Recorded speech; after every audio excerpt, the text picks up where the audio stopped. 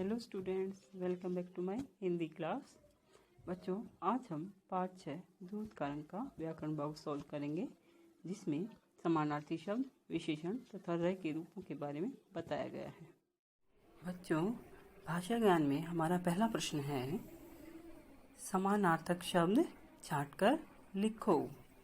बच्चों, यहाँ पे कुछ शब्द दिए हुए हैं, इनमें से आपको इन शब्दों के समानार्थक शब्द छांटकर लिखने हैं। जैसे पहला शब्द है माता, तो माता का समानार्थक मतलब सेम मीनिंग वाला शब्द क्या होगा बच्चों? माँ।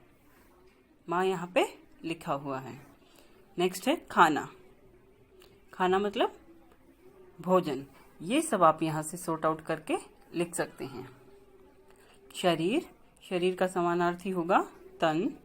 शक्ति, शक्ति मतलब ताकत। खून, खून का समानार्थी होगा रक्त। आँख, नयन। गाय, धेनु। लाल, बच्चों यहाँ पे लाल का मतलब रेड कलर नहीं है, लाल का एक और मीनिंग होता है जिसे हम बेटा कहते हैं। नेक्स्ट देखिए, री की मात्रा होती है। बच्चों, री की मात्रा को हम ऐसे लगाते हैं, सी टाइप से। इसे री की तरह बोलते हैं। री, र छोटा ही। री और उसकी मात्रा के शब्द लिखो। री, पहले तो बच्चों री वाले शब्द लिखने हमने, जिसमें री पूरा आता है, जैसे ऋतु, ऋण। यहाँ पे आपने 2 शब्द और लिखने हैं, जैसे कि ऋषि, ऋचा। नेक्स्ट है री की मात्रा का रूप जो सी की तरह दिखता है, उसे हम री बोलते हैं। जैसे क के पैर में री की मात्रा कृपा।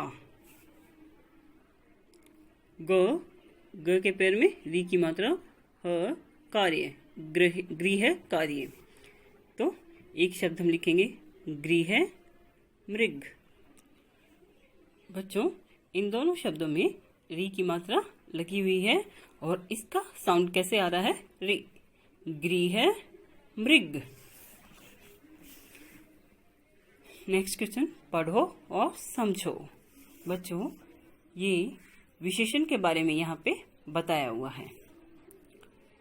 राजा बेटा। कैसा बेटा? राजा। राजा क्या है इसकी विशेषता? 1 लीटर दूध। यहाँ पे दूध की मात्रा के बारे में बताया गया, क्वांटिटी के बारे में बताया गया है। कितना दूध? 1 लीटर। तो इसमें क्या है? 1 लीटर क्या है? विशेषण। बेटा और दूध यानी नाम यानी संज्ञा शब्द हैं। बेटा क्या है? संज्ञा शब्द है और दूध भी क्या है? संज्ञा शब्द है। राजा और 1 लीटर संज्ञा शब्दों के बारे में कुछ विशेष बता रहे हैं। राजा मतलब उसका प्यारा बेटा है, तो उसको प्यार से क्या बोल रही है? राजा बेटा। और 1 लीटर दूध, ये दूध की क्वांटिटी बता रहा है कि 1 लीटर दूध। कितना दूध? 1 लीटर। तो ये इसकी विशेषता है, ये इसके बारे में विशेष बता रहा है। संज्ञा शब्दों के बारे में कुछ विशेष बताने वाले शब्द विशेषण कहलाते हैं। जो शब्द संज्ञा या सर्वनाम के बारे में कुछ विशेष बताते हैं या उसकी खासियत बताते हैं, उसकी स्पेशलिटी बताते हैं, अच्छी बुरी जो भी होती है, गुण अवगुण, तो उसे हम विशेषण कहते हैं। इन वाक्यों में आए विशेषण शब्दों से नीचे रेखा खींचो। यहाँ पे कुछ वाक्य दिए हुए हैं, उसमें से आपने विशेषण को सॉर्ट आउट करके, एडजेक्टिव को सॉर्ट आउट करके अंडरलाइन करना है। क नंबर, गाय हरी घास खाती है। गाय क्या है यहाँ पे बच्चों? संज्ञा। क्या खाती हो? घास खाती है, लेकिन कैसी? हरी। घास कैसी खाती है? हरी। तो ये इसकी विशेषता है। किसकी? गाय हरी घास खाती है।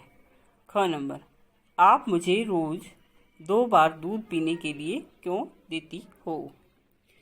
इस सेंटेंस में क्या है बच्चों? आप मुझे रोज 2 बार। 2 बार क्या है? मात्रा को, ये टाइम दिया हुआ है यहाँ पे कि 2 बार दूध पीने के लिए क्यों देती हो। ग नंबर, दूध के जरूरी तत्व हमें निरोगी बनाते हैं। यहाँ पे दूध क्या है? संज्ञा। और इसकी स्पेशलिटी क्या है? जरूरी तत्व। तत्वों की स्पेशलिटी क्या है? जरूरी, मतलब खासियत है ये इसकी कि दूध के जरूरी तत्व हमें निरोगी बनाते हैं। दूध में जो भी प्रोटीन, कैल्शियम जो भी होता है, वो दूध में कुछ खास तत्व होते हैं, उसी को यहाँ पे दिखाया गया है कि जरूरी तत्व। घ नंबर, आज से मैं खूब दूध पीऊंगा। बच्चों, इस सेंटेंस में क्या आया है? विशेषता क्या है? दूध, मतलब उसने बोला है कि दूध पीऊंगा, लेकिन कितना? खूब।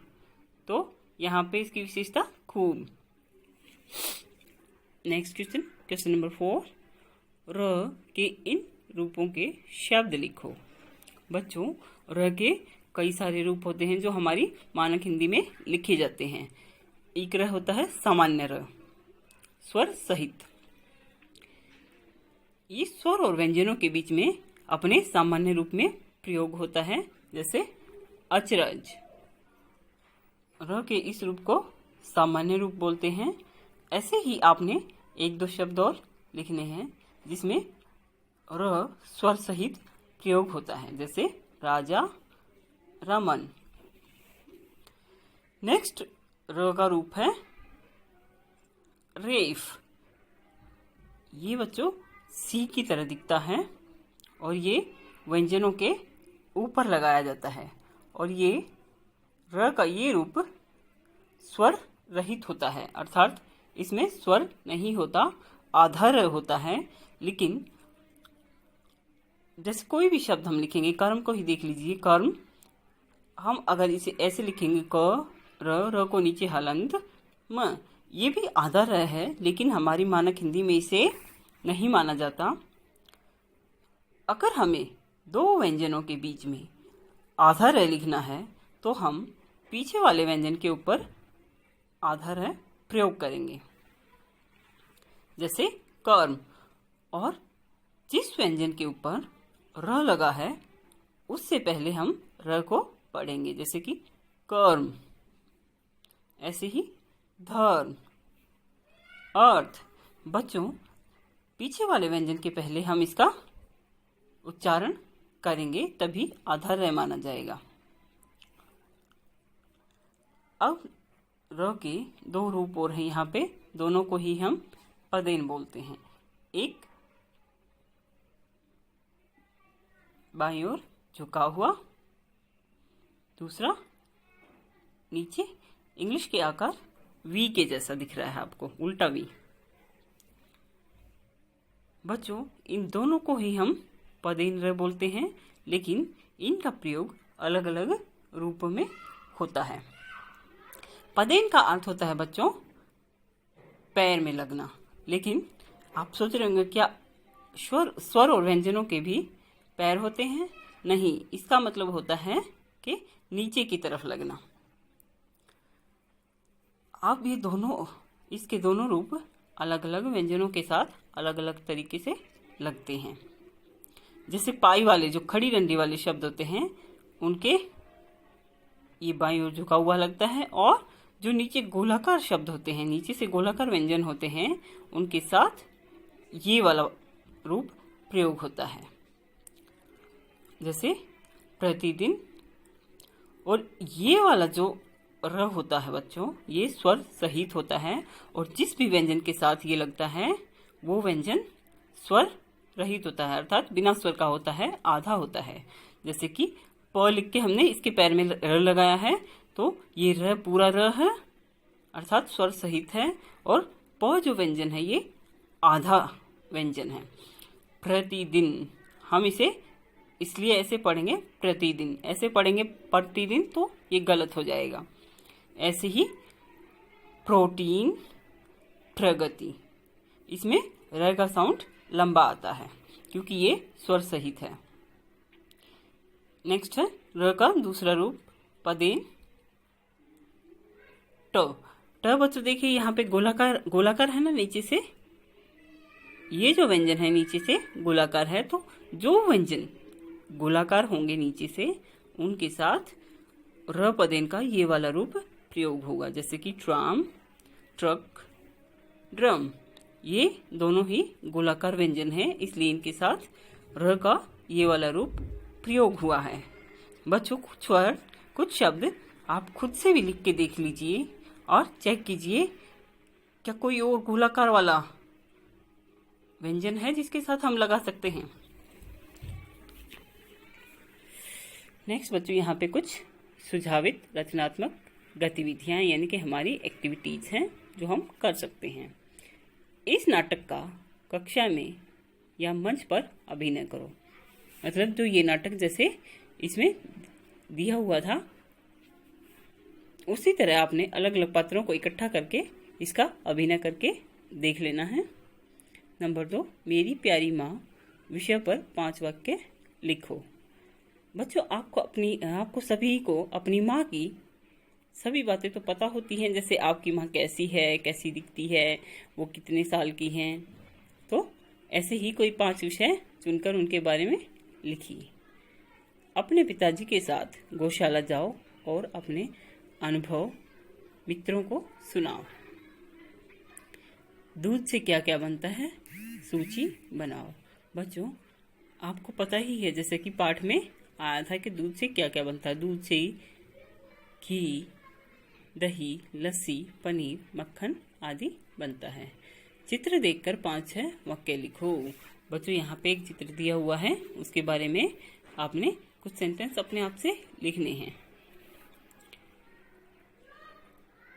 विज्ञान की शिक्षिका की सहायता से कारण पता करो कि पत्तियों का रंग हरा क्यों होता है। बच्चों, पत्तियों में क्लोरोफिल नाम का एक पिगमेंट होता है ग्रीन कलर का, जिसके कारण पत्तियों का रंग हरा होता है। अमेरिका में दूध और दूध से बने खाद्य पदार्थों को महत्व देने के लिए जून माह नेशनल डेयरी महीना के रूप में मनाया जाता है। बच्चों, हमारे देश में भी एक श्वेत क्रांति नाम से एक योजना शुरू हुई थी जो दुग्ध उत्पादन को बढ़ावा देने के लिए चालू की थी। बच्चों, इसी के साथ हमारा ये पाठ पूरा हुआ।